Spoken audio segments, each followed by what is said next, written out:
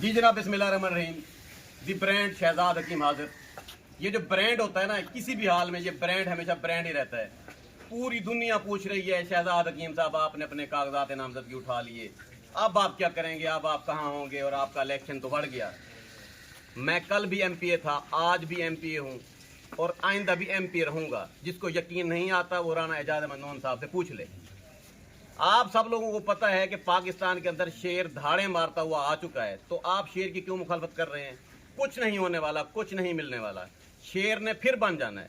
तो आप आते हुए शेर को सलूट मारें, उठकर सलाम करें और इज्जत से रहें और मेहरबानी करें।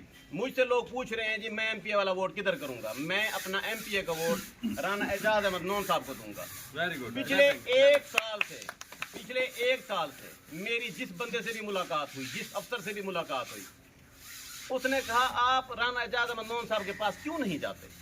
हत्ता कि वो जो आर्मी का बड़ा दफ्तर है इस्लामाबाद में, GHQ, वहां पर एक मेरे चाहने वाले बहुत बड़े अफसर हैं। पिछले दिन उन्होंने कहा देखो सख्ती है राना एजाज नून को नहीं आवेंदा, मैं किसी वेंदा पिया।